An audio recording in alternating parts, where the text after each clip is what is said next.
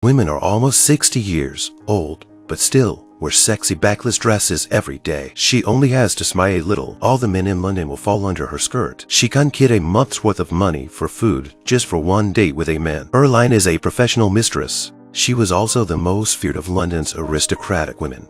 Would you wear it?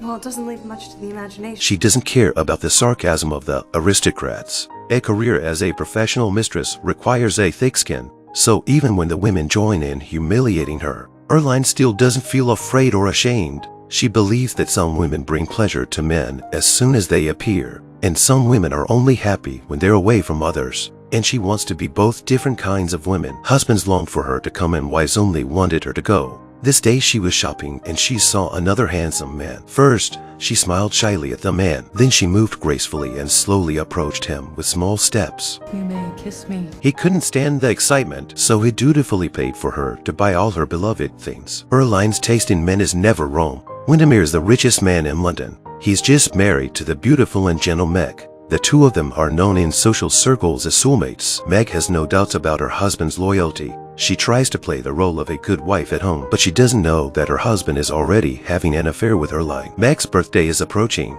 She waited for her husband to come home in the evening, and then passionately threw her arms around his neck and asks him for gifts. But Windermere's attitude is indifferent. He says Meg is so old that she doesn't need a present. But Meg wasn't angry. She just thought her husband had a surprise for her, so she continued to look forward to her birthday with great joy. On the day Meg went to the store to pick up her dress, Erline called her directly and showed off her sexy body in front of her. She provocatively said that Meg wouldn't dare to wear this dress. Some men will have a lot of fantasies when they see this kind of dress. She even tried to ask Meg's husband about his opinion when Meg said he's very conservative. She said, "Woman doesn't always know her own husband." Meg gets a little angry and rushes to defend her relationship with her husband. Realizing she can't convince Erline, she picks up her clothes and leaves. Erline is left alone with her thoughts. Windermere's affair with Erline gradually spreads in social circles. Only poor Meg was unaware of the affair. She has an ardent suitor, Lord Darlington. He loves Meg very much. So when he heard that Windermere was cheating on him, he was angrier than Meg. He kept hinting at something in front of Meg. Darlington says that if a husband is unfaithful, then his wife has the right to be unfaithful as well. Meg retorted that that would make her as bad as her husband. The simple Meg, despite being in high society, keeps her boundaries intact. Lord Darlington thinks she's too rigid, so he changed the subject and asked Meg to eat his share. Instead, Meg plans to bring her husband food to his office. Meg's world was all about her husband. She runs to Windermere's office to find him, only to be told that Windermere is not here. The simple, kind-hearted woman accidentally discovers her husband's secret. She finds her husband's room records in his bedroom with a 60-year-old woman. Meg thought her husband must not be such a scum, but she had to accept the harsh reality. At the same time, her husband was having a private meeting with Erline in his room. At 60, Erline is still exceedingly fascinating and charming. She has a unique charm that attracts men. The way she smiles in her deep evening gown is mesmerizing. Windermere paid for all the best items Erline used. When Windermere was leaving, he took out some more checks to pay her rent for a few months. But what Erline said next stopped him in his tracks. She had already met Windermere's wife and complimented her on her beauty. Windermere leaves with a frown of displeasure. As soon as he got home, Meg questioned him about where he'd been. Windermere tells a casual lie, but it made Meg feel a little suspicious. The day they both went to a dinner party, Erline follows her new sugar daddy to the dinner party. The old man's name is Tuppy. He's the latest guy Erline's been seeing, but he's different from the other men because he truly respects Erline. He thinks who hasn't had a previous relationship. Women are more attractive when they have experience. But when the women saw this, they went crazy. They were saying nasty things about Erline. Tuppy gently escorted her out of the party.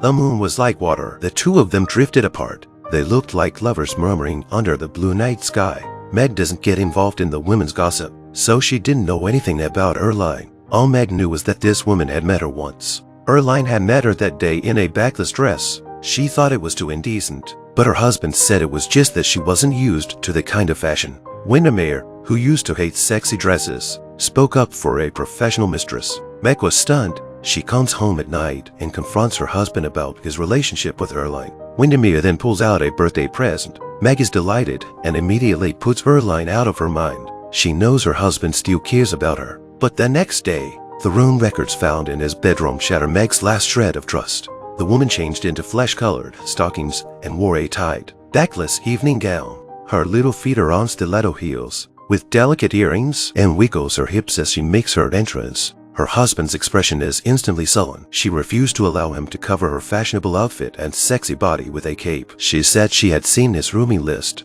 Meg angrily pushes her husband away and disappears into the crowd. Meg found out that her husband had a 60-year-old mistress, so she decided to put on her sexiest dress and make her husband look bad at the ball. But she didn't have a chance to enjoy herself for a few seconds before she realized that Erline was wearing the same dress as her tonight. And Erline looks better than she does. Meg instantly loses her good mood. As she picks up her glass, she notices that her husband is handing Erline another check. Meg was devastated. She decided that she would never trust her husband again. Her suitor, Lord Darlington, shows up and asks Meg to run away with him. Meg agrees in a fit of rage. She turns around and goes to Darlington's yacht. But what she doesn't know is that her husband was just giving Erline a final payment to get her out of town. It turns out that Erline was Meg's real mother. Erline didn't raise her daughter after giving birth to her many years ago. She has been missing her daughter all these years, but she was afraid that her identity would disappoint and shame her. So she came to the city and took the opportunity to get to know her daughter through her contact with Windermere. She wanted to know how Meg was doing.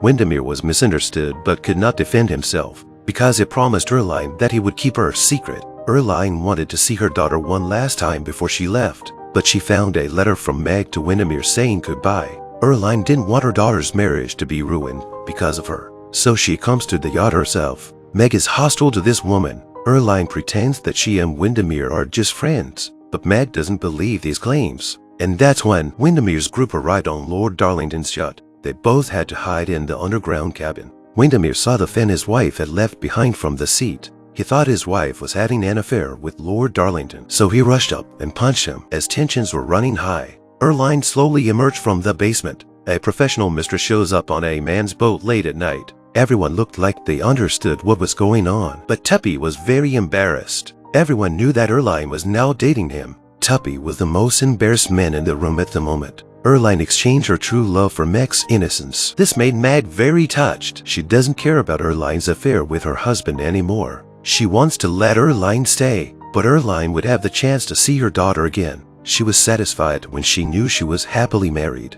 She was ready to be alone for the rest of her life and get on a plane to leave the city. But then Tuppy showed up on the plane. It turned out that Meg had explained everything to Tuppy in private. He wasn't wrong about the way he saw women. He wonders if Erline will marry him. Erline says, "A man gets the wife he deserves." Tuppy nods and says, "I've been a very, very bad man." Erline has a look of emotion in her eyes. They both clasp hands and in the sound of the air currents of the plane to start a new life. This is the end of the film. Is a woman supposed to abide by female virtuousness to become a gentle and virtuous lady, even try to maintain the broken family? Or should we be reckless and reckless in the pursuit of excitement and pleasure? Perhaps the answer is different for each person.